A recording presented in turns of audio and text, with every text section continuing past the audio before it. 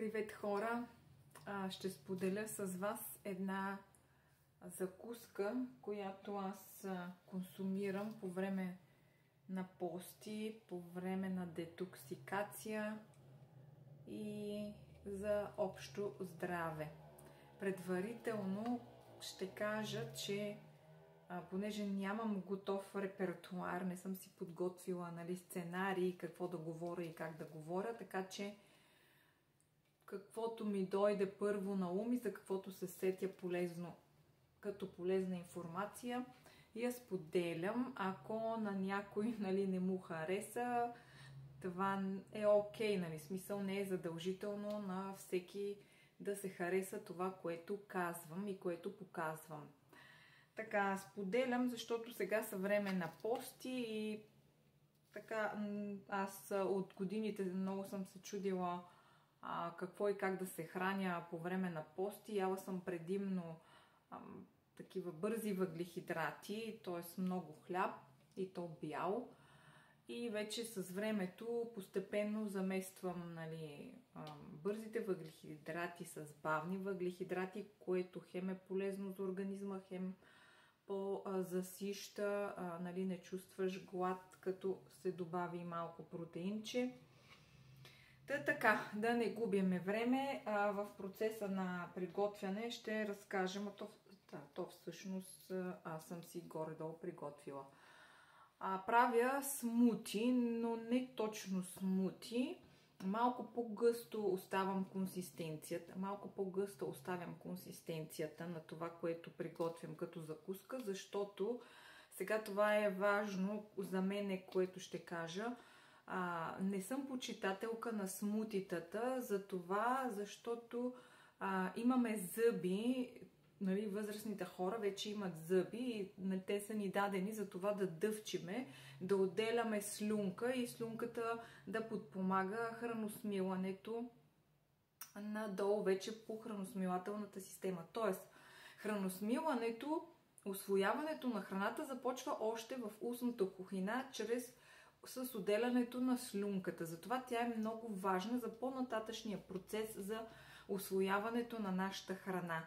Така че, логично, ако ние си направиме по-течно смутито, т.е. ако си направиме смути, предполагаемо е, че ние направо го гълтаме, т.е. не го дъвчиме. Няма процеса на дъвкане с зъбите, с който да се отдели слюнка, която е ензим и служи за усвояването на храната.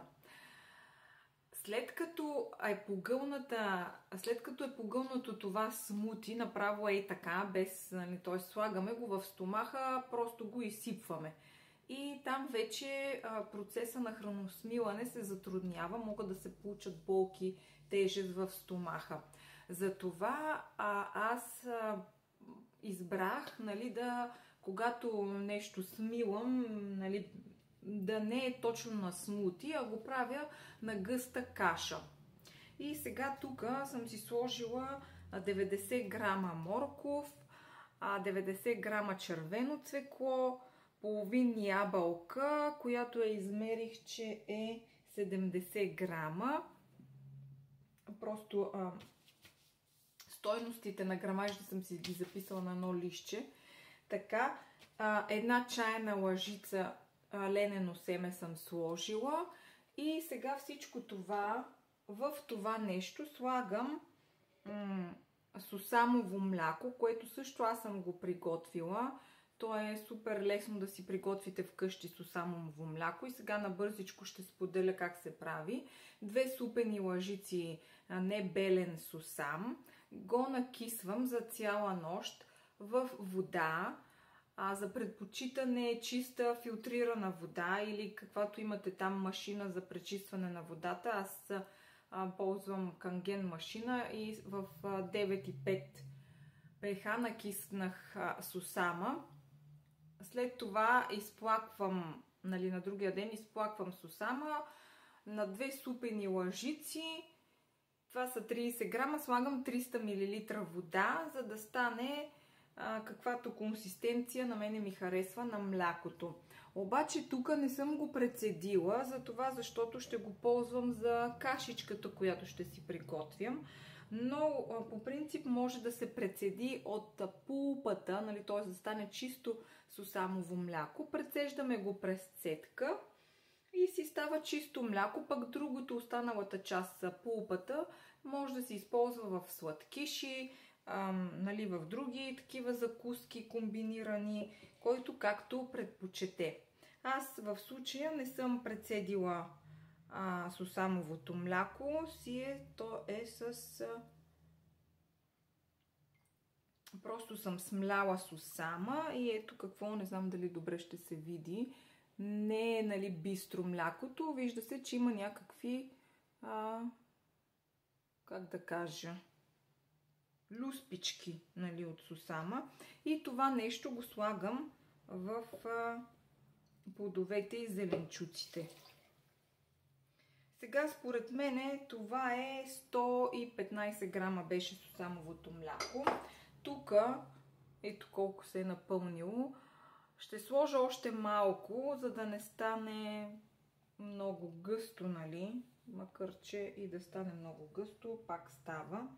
Така ще добавя още малко вода, обаче, защото използвах си преди това сусамовото мляко. Сега добавям малко вода. Ето така. Да, това ще е достатъчно. На око. Обикновено готвя, нали, си приготвям храните на око. Тук измерих само част от продуктите и така, затварям го и блендирам. Така, ето какво се получи. Виждате, като гъста каша.